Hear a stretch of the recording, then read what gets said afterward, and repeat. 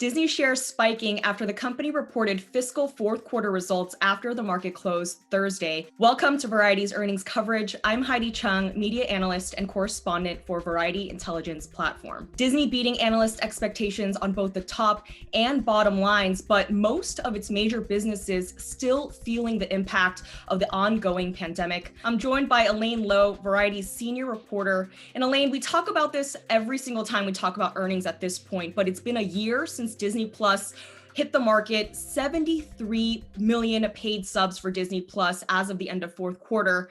It sort of seems to me like Disney at this point is sort of a streaming company. What do we make of these growth numbers here? Gosh, can you imagine 4 or 5 years ago if we had talked about Disney as a streaming company? Do you remember August 2015 when those slight modest sub losses came out of ESPN and the whole media sector just melted down? And now 5 years later, here we are talking about Disney as a streaming company with all of its hopes pinned to Disney Plus. Like you said, today is the year-long anniversary of its launch. 73.7 million subs in less than a year. Those were numbers as of October 3rd. Nothing to sneeze at, considering that it's now pretty much only second to Netflix and it's 195 million subs worldwide. Those are crazy numbers. And as you recall, they were aiming for 60 to 90 million subs by 2024. So like 4 years ahead of schedule, we're already well into that range. And as CEO Bob Chapek put it in the earnings release today, Disney Plus is key to Disney's future as a company, which is pretty wild to think about. Okay, so we started on the good news there, but obviously a lot of Disney's other businesses got hammered as a result of COVID-19, namely the theme parks, cruises, and studio businesses. And I don't know about you, but when I was on the earnings conference call, it sort of sounded like the road to recovery isn't necessarily looking all that great at this point.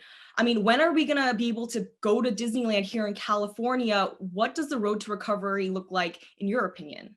Disneyland, as they said on the call, will be closed until at least December 31st of 2020, meaning that it will have been closed since mid-March through who knows when next year.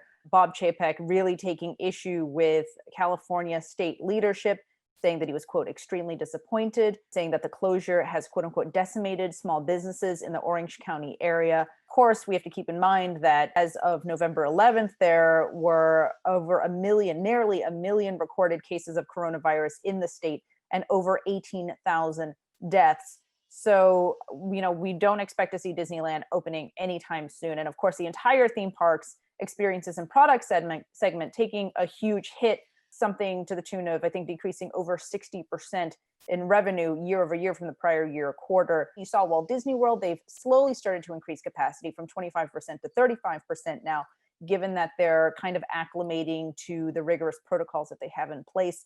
Limited capacity in Shanghai and Hong Kong and other parks that are reopened across the world, but still very far away, it seems, from being able to reopen on a broad scale. I want to talk a little bit about Disney's stock performance, because if you take a look at where the stock is right now, if it manages to hold on to these after-hour gains, that would only put the stock at about 3% lower than where it started out this year. So of course there was volatility in between because of COVID, but all in all, the stock is doing relatively well compared to some of its other media giant peers. And so I'm curious to get your opinion on whether you think the narrative going forward is just going to be about streaming and Disney Plus. Again, the company saying that you need to pay attention to Investor Day on December 10th if you want more information on subscriber figures, but pretty impressive stock performance overall this year.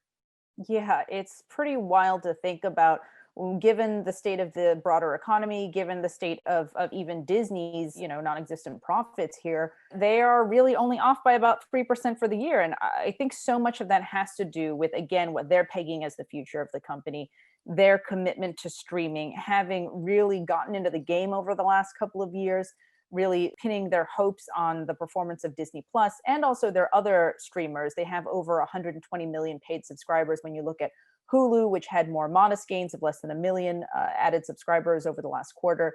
ESPN Plus, which now has over 10 million subscribers. That's where the future of entertainment consumption is going, and Disney is fully aware of that.